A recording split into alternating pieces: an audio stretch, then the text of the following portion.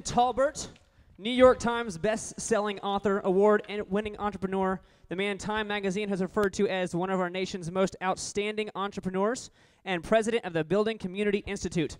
Taulbert was a member of the initial team that introduced Stairmaster systems to the world.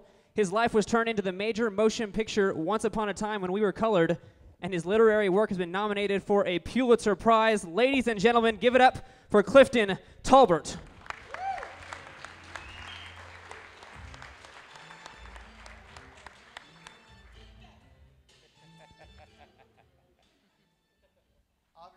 See that there's a generation shift now, and I asked the guys earlier when we started, I said, you know, I'm old enough to be your dad, and a couple of you, I can even be the granddad. This is really bad, but I'm delighted to be here, and before we get started, I'm going to count to 3, and I want everybody to give me a rousing timeout. Now, the operative word is a rousing timeout, so we won't have to do it again. 1, 2, 3. 1, 2, 3. Perfect. Now, the reason I call for timeout is this. I probably should not be using an athletic metaphor. I have never played sports in my life. I have no idea what a sports person does. But I do know that when a coach calls for timeout, it's a very strategic moment. And from my perspective, we all have 24/7, and the time up that we are given today, we'll never have it again. And so when you look at it from that perspective, what you are providing us is an opportunity to be part of your life for a time in your life that will never, ever show up again. And so we're going to talk about things all day today to the end of the conference here that's going to be of great significance to your life moving forward. So what I want to talk about basically is accelerating entrepreneurship in Oklahoma. I'm excited about what Clay and the guys have put together. I'm excited about what entrepreneurship really, truly means. But first and foremost, it's important to understand that you can't finish the race unless you start. That's the most important thing. You can't finish the race unless you start. And starting is a very critical part of anyone's success. I know today we celebrate entrepreneurs all over the world. We celebrate Bill Gates. We celebrate Oprah Winfrey. We celebrate Chester Cadjo with Quick Trip here in Tulsa, and rightly so. But for the most part, we celebrate them at the very end of the race. They have actually run through the deal. They got their hands up. Victory is there, and we can celebrate what they do. But for today, my part is to get us at the starting line. What do you do? What is important at the starting line? I mean, what's the mindset that really drives sustainable success? I know that all of you would think about a couple of things. You're going to think about a pro forma, and you're going to think about your banker, you're going to think about financing, and you're going to think about an innovative idea. All of those are good. Absolutely excellent. I serve on the board of several banks, so I understand the importance of a pro forma. I know what it means. But I guarantee you that financing and a pro forma will not equal success. You got to start. And the mindset that you bring to the table is the mindset that brings about the sustainability that will take you where you need to go. So I'm going to introduce you to some concept 8 life lessons from an unlikely entrepreneur. And I use a phrase that perhaps we should all be familiar with, we the people. And that's what entrepreneurship is about, because it is not sectarian. It is not partisan. It is totally available to every human being who wants to take an opportunity that way. So the entrepreneur mindset, being able to do something different, being able to do something no one else has ever done, that's a decision that we have to make if we want to do this. But what sustains us in this process is what we'll be talking about as we move along. Obviously introduced as a writer, I've had the pleasure of writing 14 books, one of which was nominated for the Pulitzer Prize. But this book that I will be referring to today, Who Owns the Ice House, is strictly about entrepreneurship. It was released June 27th of this year. It has already gone viral international. The founder of Alltel and part of Horizon, they loaded these books up on their airplane and took them to Central America and parts of Africa. The head of Union Pacific Railroad ordered 250 copies the very first day they were out and said, this is what my team has been looking for. How do you get the mindset? Because that's going to be what's going to sustain you at the end of the day. Now, the case for entrepreneurship is this. We believe entrepreneurial skills, attitudes, and behaviors can be learned. That's important. They can be learned. I mean, it's not something that everyone has. Bill Gates has something that you don't have. That's not what it's about. You are a human being. You have the capacity to learn. This can be learned. And that exposure to entrepreneurship and education throughout an individual's lifelong learning path, starting from youth and continuing through adulthood into higher education, as well as reaching out to those economically or socially excluded, is absolutely imperative. This is how important, this is why this is so very, very important. Now, I want you to take a note. First off, this is what we call the mindset. And I want everybody to understand the word mindset. Make sure you write it down, because we all have it. We may not have used the term, but every single one of us, we have a mindset. And that mindset is shaped by our circumstances. It is shaped by the world that surrounds us. It is shaped by the people that we associate with. Now, but let's look at what it does. It's the underlying beliefs and assumptions that drive behavior. The mindset drives your behavior. What are we saying? The mindset drives your path towards success. The challenge is, how do we change that mindset? How do we change that mindset so that we can find ourselves on an entirely different path? The entrepreneur mindset, I look at it from two perspectives. It is innovative and it is transforming. If a person can literally bring this into their lives, it can literally change how you view the world. It's a powerful asset, and like American Express, I am saying, don't leave home without it. Don't leave home without the entrepreneur mindset, because it's a mindset that impacts every single aspect of your living. Every single aspect of your living. It really directs and dictates how you go about your day. It brings about the sustainability.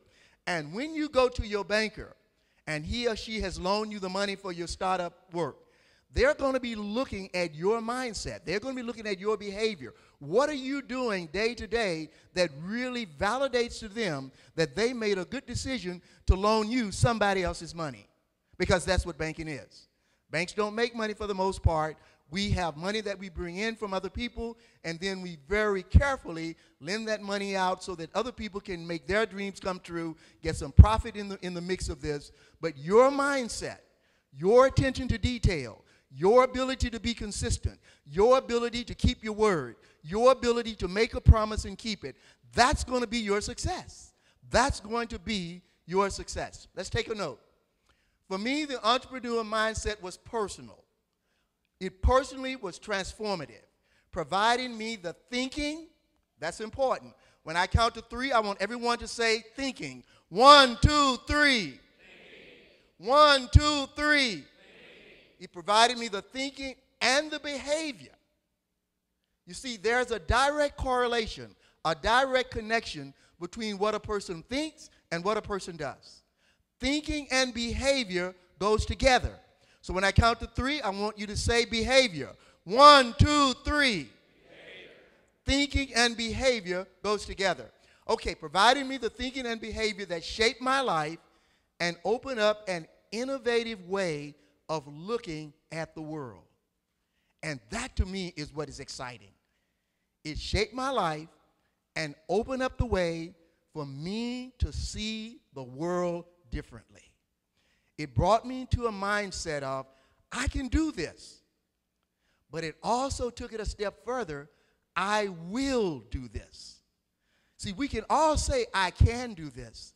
We can have a latte and a nice cup of pound cake or whatever, a nice Coke or Pepsi, a chilled glass of wine, whatever we may have. And we can say, oh yeah, I can do this. I can do this. But the challenge is, will you do it? That's what separates the entrepreneur from the person who thinks about it. I can do this, I will do this. The entrepreneur mindset provided me vision beyond my surroundings. The land, the people, the history. I was born in the Mississippi Delta during the era of legal segregation. The world was not standing at my doorstep saying, Clifton, we are so excited that you're born. That's not the way it was. The fields that you're seeing, those are the cotton fields that I worked as a kid. Those are the same cotton fields that my parents worked, my great-grandparents, and my parents before them. That was the world that I knew. I mean, every day of my life as a kid growing up, my world was surrounded by those fields. It didn't seem as if anything else existed. You know, and today, there are people, you may not be surrounded by the cotton fields of the Delta, but you're surrounded by sameness. You're surrounded by what others have said is normal and an acceptable way of doing something. So the fields were my surroundings. It was the same thing, day in and day out. Mr. Walter's field truck stopped and we got on it. You didn't even have to think. You knew what you had to do. You were born into that world. But the entrepreneur mindset is entirely different. It tells you something entirely different. It tells you who you are, who you can become, and it gives you a vision beyond the land, beyond the people, and beyond the history. You may say, okay, I've been doing this job for 25 years. I can't do anything else. But I got this little thing bugging me in the back of my brains. But I've done everything the same way. I'm afraid to move out of the way. I'm afraid to try something different. This is why the mindset is so absolutely critical, because it is the mindset, mind you, that literally pushes you beyond that vision. It pushes you beyond that horizon. It gives you the idea that something else is possible. As a young boy, I thought my world would never change. And I know there are people all over Oklahoma, the United States, and around the world who live with the idea, my world will never change. This is the way it is. I look out and I see what people are doing. This is exciting, but I can't do that. You know, I can't do that. You know, I'll never do that. I can't do that. You see this little pin right here that I have on my lapel? I serve on the board of this bank, ONB Bank. But more importantly, I was part of the investment group that actually brought this bank into existence. But when I was back in the Mississippi Delta, I couldn't go in the front door of a bank. The bank didn't welcome me. We had to go to the back door to make our deposits. But one day I walked into the lobby of a bank, and I held my head up and said, I can go in any room I want to because I own this bank. The mindset, your mindset, can literally change everything. Uncle Cleve, the Iceman, entered my world. And we're going to talk about this man today because this man is what I call an unlikely entrepreneur. You know, there are some people who can become an entrepreneur because they live in that environment where everybody is going and having a latte and you're talking about this, you got your computer. He had no computer. He had just plain old Maxwell House coffee, and he smoked Prince Albert tobacco. But he lived in the 1950s in the Mississippi Delta, in the segregated South. But he had the only ice house in Glen Allen, Mississippi. The only one. We had a Jewish community, we had a Chinese community, we had an Italian community, we had a black community, we had a white community, and every single one of them had to come to the ice house. In an unlikely time, this man noticed a problem exists. If any of you have ever lived in the Mississippi Delta at all, you think it's hot here in Oklahoma? Go to Mississippi. I mean, it's 110 every day and you sweat forever. So you gotta have ice. And part of being an entrepreneur is thinking outside of the box.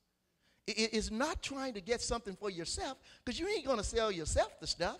You're gonna sell it to somebody else. What do they need? It doesn't make sense to spend money on something that you really, really love and nobody wants. What do they need? They needed ice. And at the age of 13, this man hired me. Let's take a note. He was different. And that's what we'll say about Bill Gates. Bill Gates is different. He doesn't even have to wear a Brooks Brothers suit, and we still give him the front room. He's different. You know, he's different. There's something about him that's different. He walked differently. You know, when you own something and you're not beholden to anyone else, you really walk differently, even in the Mississippi Delta. I could understand that. His reputation preceded him. That hasn't changed. Who you are and what you do, it goes ahead of you. And now with Twitter and all the things of technology, it gets ahead of you before you even know you said it. His reputation preceded him, which means we have to build a reputation. That's part of the starting line. You have to have a reputation. You could set your clock by him. This man, no one ever taught him that being on time was absolutely critical. But he intuitively understood that being on time meant everything. If he said he was going to be there at 8:30, he was there at 8:25, and if you weren't there at 8:31, he was gone. I mean, you could literally set your clock by this man. People responded to him differently. In this world where people made a life, if you will, out of disfranchising people, this man was such a businessman that even in that segregated world, we called him Uncle Cleve. The black people in our community called him Mr. Cleve. And the white people in our community who couldn't quite bring themselves to calling him Mr. Cleve, I mean, they got as close to a change as they could. They called him by his last name, Mormon. We're going up to Mormons to get some ice. What am I saying? There's something about the entrepreneur mindset that can break down barriers and it can change your life. He drove the speed limit, sometime at his own peril. I mean, the kids in the community would laugh at him because he had a 1947 International pickup truck. And you could actually run alongside of him and be right along with him all the time. Never went beyond the speed limit. That was his reputation in Glen Allen, Mississippi. He listened to the news nightly. Didn't have a television, didn't have a laptop, but he had a big radio, one of those radios that sat on the floor. And he listened to the news nightly.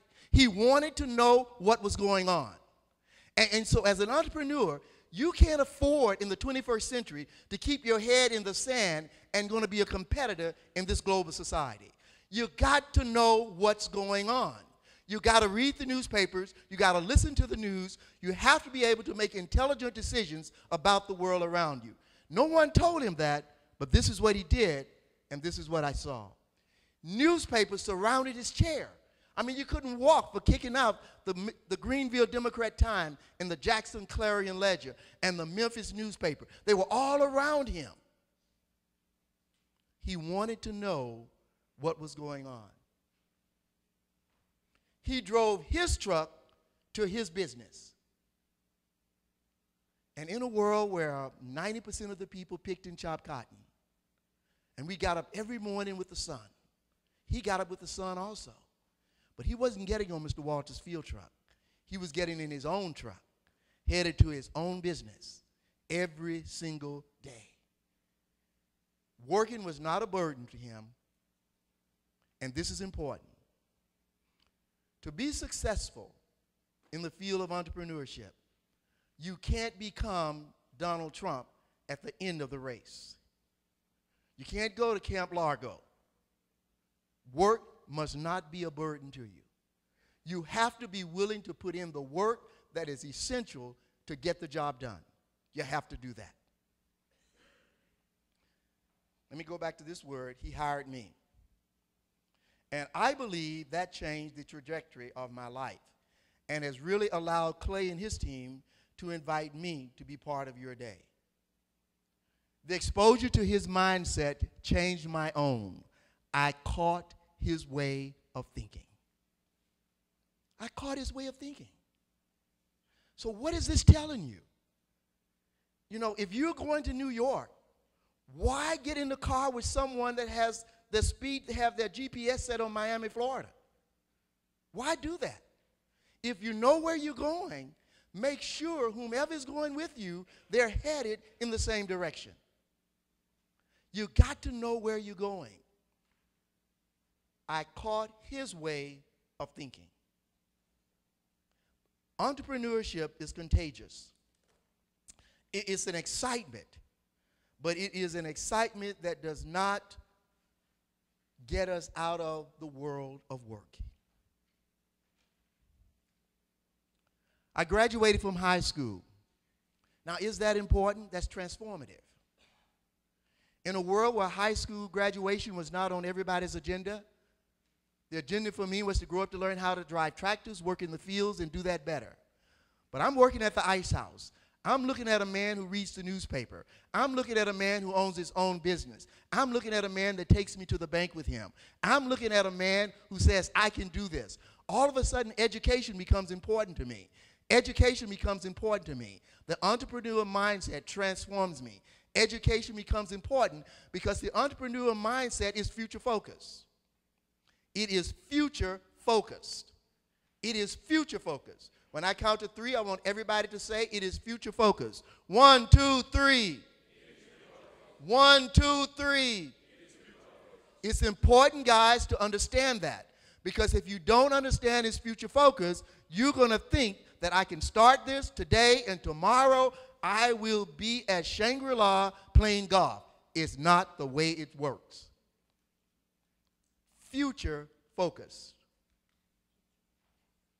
The military became a stepping stone to opportunities. I left Mississippi, left the ice house, found myself in the United States Air Force, working in the 89th Presidential Wing in Washington, D.C. But you know, in the Air Force, because of this mindset, it never was a problem to me. It was an incredible opportunity. The entrepreneur mindset sees opportunities. Things don't become problems. They don't become burdens. They become opportunities. This is what the mindset does. Every situation that you find yourselves in, you can look at that situation. What am I going to learn out of this? What am I going to get out of this? How can I make this really accomplish what I needed to have accomplished? That's what happened in the military. Now, there's a little machine called Stairmaster. All of you know about Stairmaster. Well, I came into the life of Stairmaster when there almost was no Stairmaster, because the Tulsa newspapers were writing articles, stairs to where. Everybody laughed at the guy called Lanny Potts, who invented Stairmaster. But my company had the global federal market for Stairmaster. And I want to read something to you for a second here. Let's see, I'm going to need someone, I need to borrow some help here so someone can hold this mic for me because I got to read this to you out of this book. Thank you, sir. You see, I could ask Clay to do this because I knew Clay when he was a little bitty boy. However, that day around that oblong table, all that existed were problems. I remember just sitting and listening and realizing just how bad their situation had gotten. They were up against fitness giants like Nautilus, who at the time were just laughing at them. Stairmaster had no scientific data to back up their heart and health-related claims.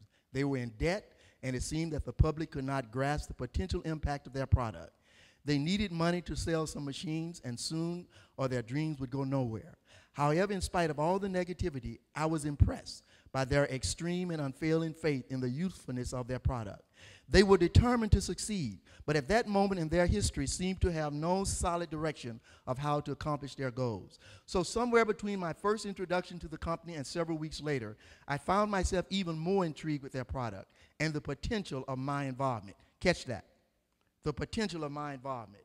The entrepreneur mindset is always listening. I found myself even more intrigued with their product and the potential of my involvement.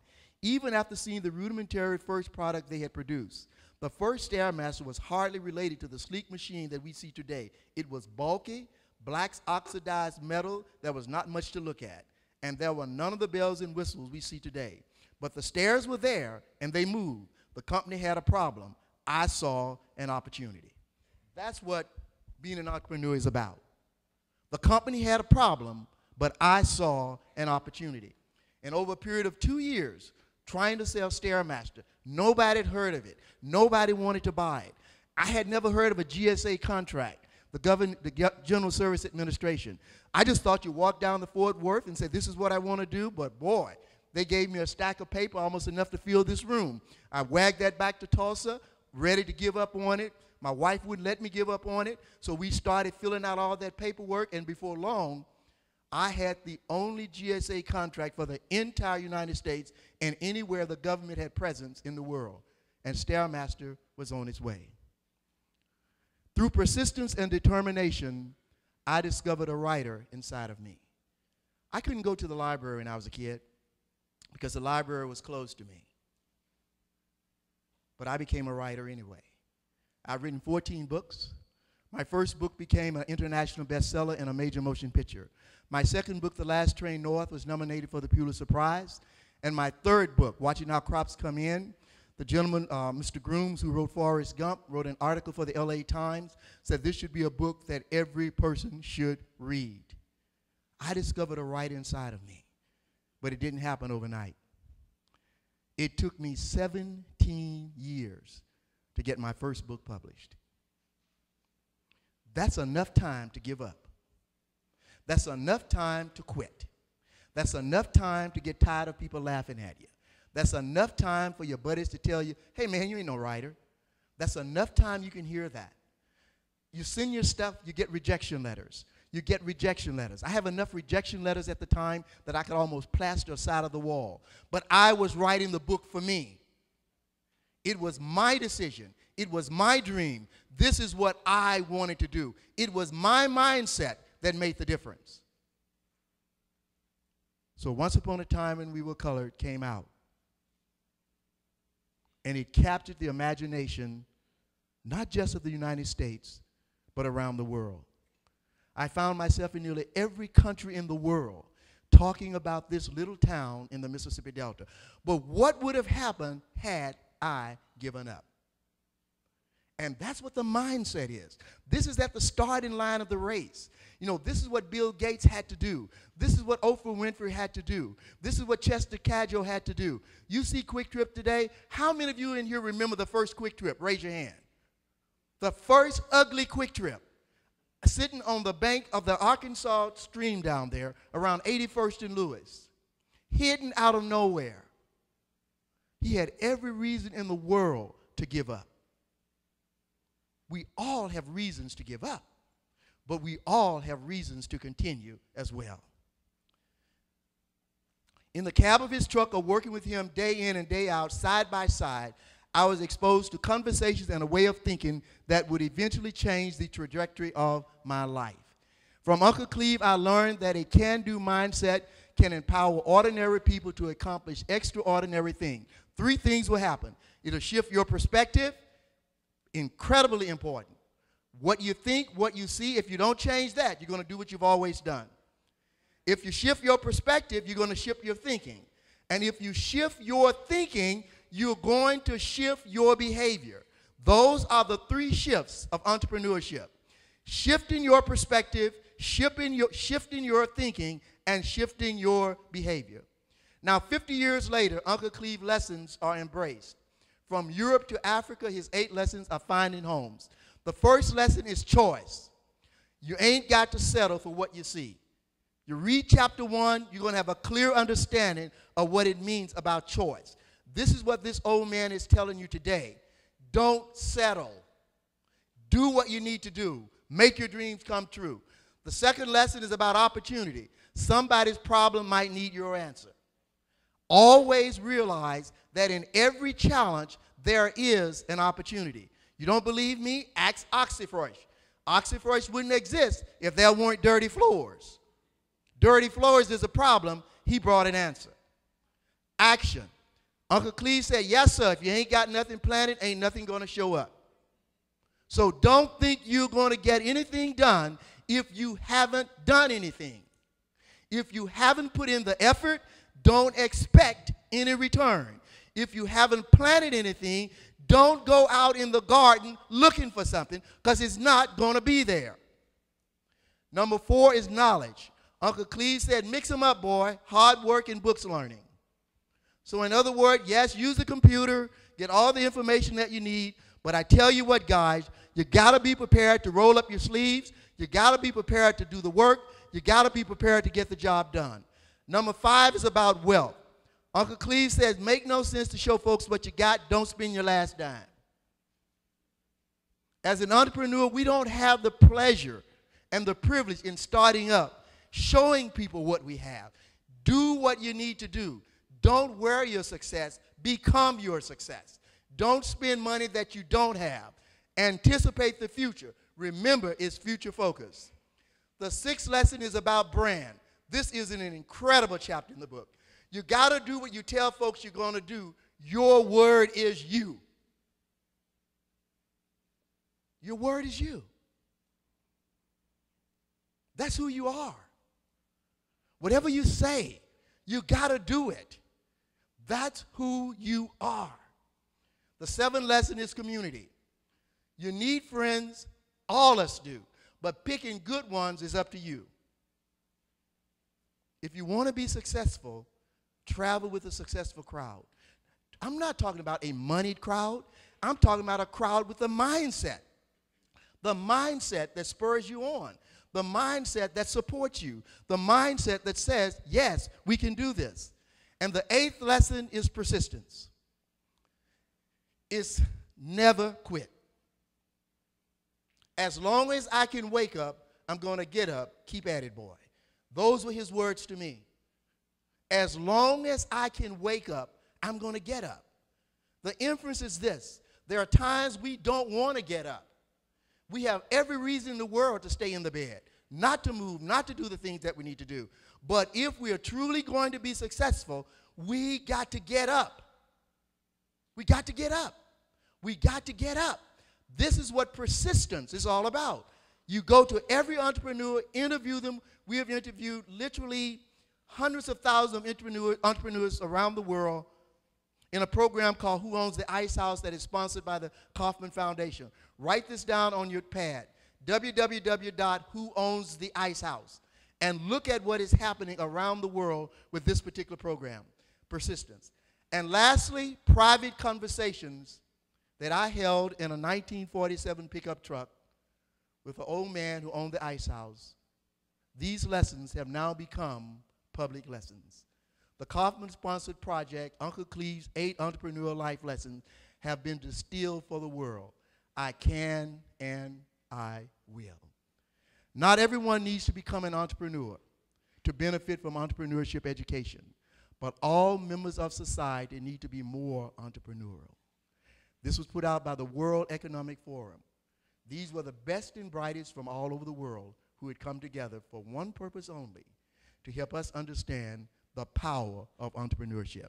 It's a powerful mindset, it sparks innovative thinking, and it transforms behavior. Thank you very much.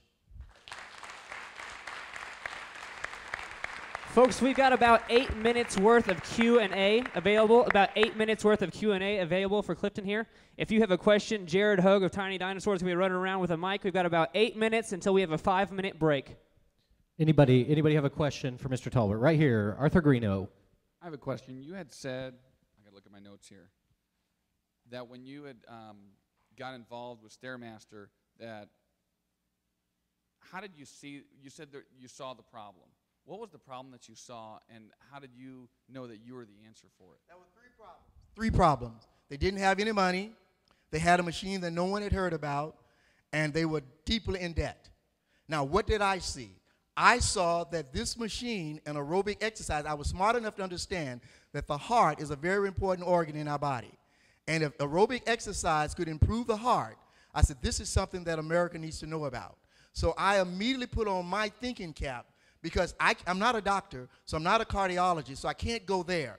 So I began to look at how can I help them get this product out there? How can I help them get in markets where they're not? How can I help them get the money that they need?